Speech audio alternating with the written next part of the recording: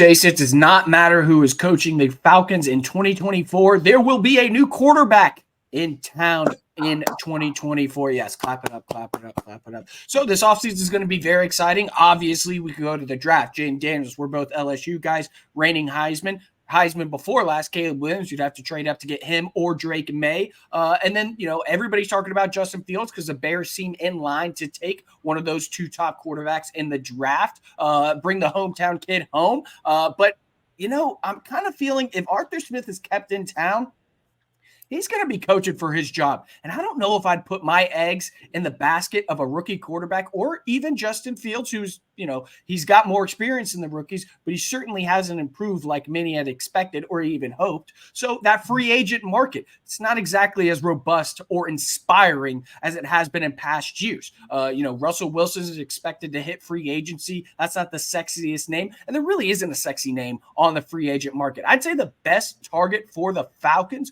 would be a little guy in Minnesota, Kirk Cousins. And it comes from a beat reporter on the Vikings beat that the Falcons are a team to keep an eye on in the Cousins sweepstakes.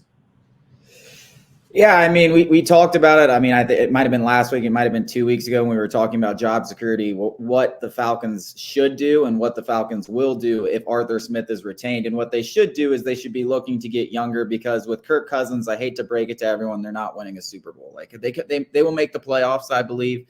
But I just think you're fooling yourself if you think even if you make roster improvements, they would have to be significant. You would have to have a 2016-like draft where you hit on all those picks and really not necessarily hit on them, but you hit on like guys that were ready year one and then just kind of fade out. They just had their best years as rookies. Yeah. Grady Jarrett, Keanu Neal, Deion Jones, like all those guys.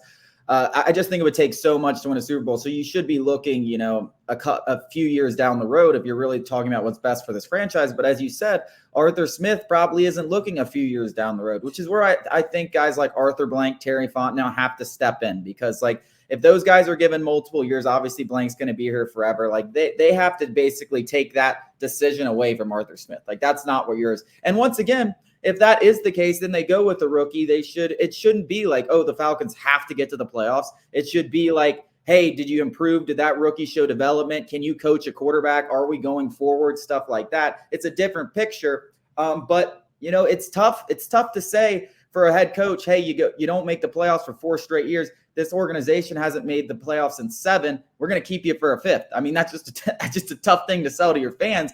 And no matter no matter any way you put it. So I think Kirk's the best option by far out of all the free agent class, assuming he's healthy.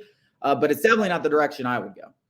Yeah, a rock and a hard place is what this franchise is currently in. If they keep Arthur Smith, now if they get rid of Arthur Smith, resetting with a rookie, there's really no expectations and things like that. But yeah, you keep Arthur Smith, you got to start winning. But then again, are you going to be able to win with a rookie quarterback? But then again, that's best for the team long term. So there's so many different questions and variables factored into what the offseason is going to be centered around. And quite frankly, I don't know if it's a bad idea to go out and get a guy like, I don't know, Russell Wilson, who's a little bit mobile, and then draft a guy like Jaden Daniels who could sit behind Russell Wilson for a year or so. I don't know what the path is going to be. I think that's the best course of action.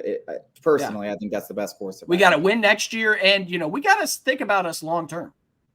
Yeah, I mean, obviously we love Jaden Daniels, but it doesn't have to be Jaden Daniels. It could be a lot. It could be, numerous. I mean, if you don't get Drake May or Caleb Williams, you probably want that rookie quarterback, even Jaden Daniels, as much as we love him, to sit a year because – and maybe he wins the job outright and whatever. You release Russell Wilson and it's you still probably have Desmond Ridder right there behind both of them because why trade him? Why get rid of him? As we've talked about, he really is an ideal backup, especially if Arthur Smith stays because he knows the system. So I'm with you there. I think, I don't know, I think it was Albert Breer. He mentioned that in an article where it's like, why don't you go out and get a veteran or a 1-year option and then also draft a quarterback? Because as we've said many times, throw as many darts at this because it's really hard to do. And the Falcons haven't thrown any darts, which is part of the reason why we're pissed off. It's like they should have been throwing darts every single year trying to get this situation right. Now we're 3 years and we haven't thrown one dart. Coming up after the break, we are going to give our official predictions for the national championship.